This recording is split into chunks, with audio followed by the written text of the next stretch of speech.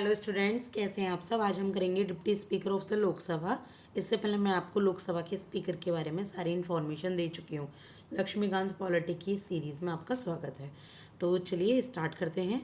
जो deputy speaker होते हैं लोकसभा के, तो लोकसभा के जितने भी मेंबर्स होते हैं इसके ही मेंबर्स के बीच में से, लोकसभा के मेंबर्स के बीच में से इनको इलेक्ट किया जाता है जब स्पीकर का इलेक्शन हो चुका होता है, after the election of speaker.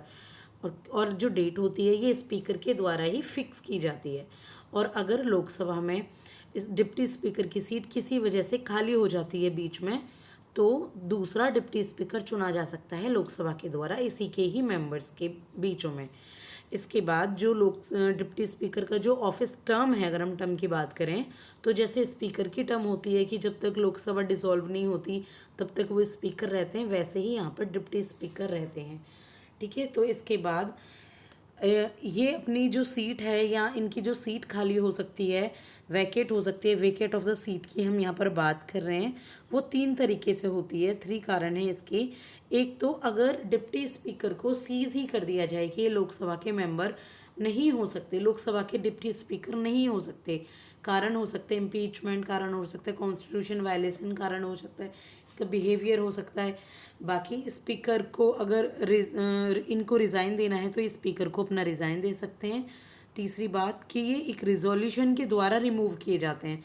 अगर इनको कोई रिमूव करना चाह रहे हैं अगर लोकसभा में से, तो लोकसभा के मेंबर्स क्या करेंगे कि मेजॉरिटी के साथ रिजोल्यूशन पास करेंगे और 14 डेज़ का इनको एडवांस नोटिस देंगे, तब जाकर ये यहाँ पर इनको रिमूव किया जा सकता है। तो ये 3 कारण हैं जिससे इनकी सीट वेकेट हो जाती है, इनकी खाली हो जाती है।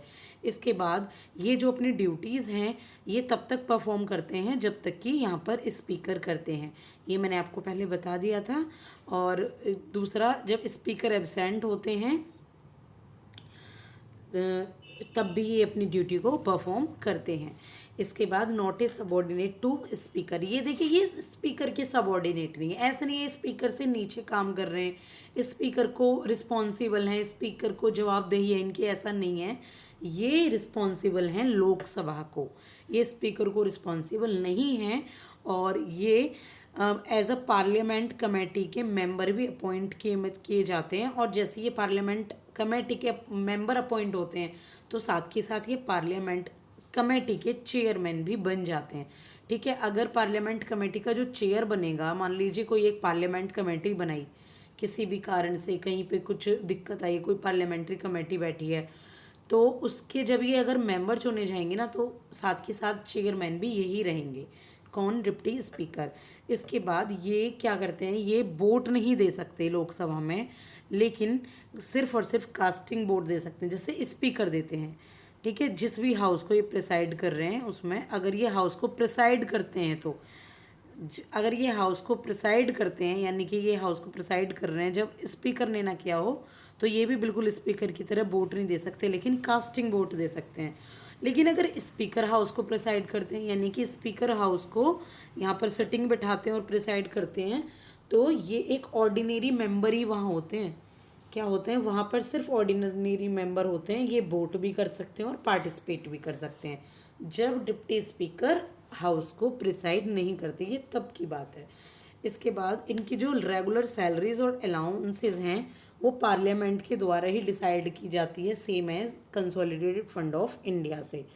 और जो इनका ओरिजिन है स्पीकर एंड डिप्टी स्पीकर का, ये 1921 में आया था, गवर्नमेंट ऑफ इंडिया, जो गवर्नमेंट ऑफ इंडिया एक्ट आया था 1919 का, तो 1921 में ये ओरिजिन में आया मोंटेगू चेम्सफोर्ड रिपोर्ट के द्वारा। और इससे पहले इनको प्रेसिडेंट, स्पीकर को प्रेसिडेंट और डिप्टी स्पीकर को डिप्टी प्रेसिडेंट के नाम से जाना जाता था। 1947 तक ये रहा है। देखिए यहाँ बस ये कॉन्सेप्ट में आया, यहाँ फोर्स में नहीं आया 1921 में।